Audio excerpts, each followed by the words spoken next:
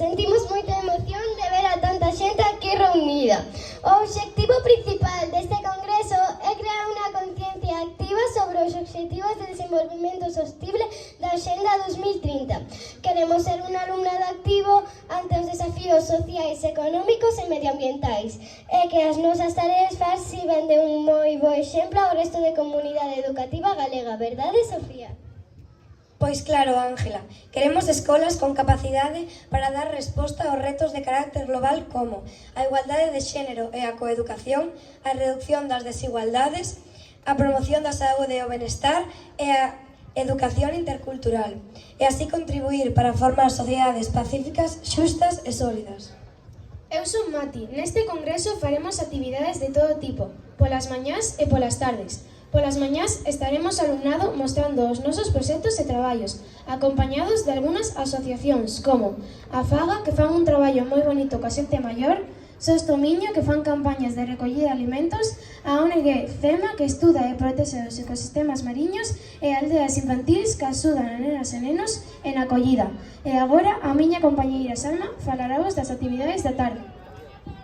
Polas tardes teremos actividades como contacontos, show científico, mesas redondas e actuacións musicais. O mércores teremos a cuarta xornada educativa con expertos relacionados en temas tan interesantes como crear vínculos san, aprendizaxe cooperativa e a importancia da creatividade na infancia. Tamén participará o alumnado cunha actuación musical. Ricardo, que centros participamos? Estarán o noso carón para compartir experiencias CEI Pasos de Reis, CEI Martínez Alonso, CEI número 2 de Tui, CEI Poutada Beade, CEI Ribeira, CEI da Cruz, CPR Maristas, CEI Pedro Caselles, CE de Panxón, Seminario Menor de Tui, CEI Pintador Antonio Fernández, CEI Balaídos, CPR Monterrey, a CESCA e CRA Mestra Clara Torres, IES Sampaio, IES Indalecio Pérez Tizón, IES Valadares e o número 1 de Tui. Grazas a todos os participantes por facer este congreso posible. Educo de eses e xa para rematar dou paso ao meu compañeiro Javi. Adiante.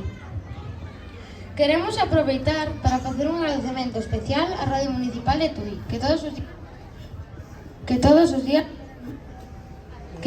os días para emisións en directo do Congreso.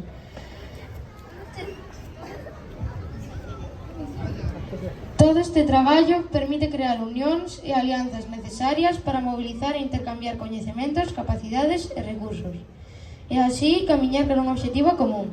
Agardamos que estas sexan o motor de cambio que precisa a nosa sociedade. Grazas a todas as persoas que fixeron isto posible. E agora dou paso á directora número 1 de Tui, Nuria Garabal.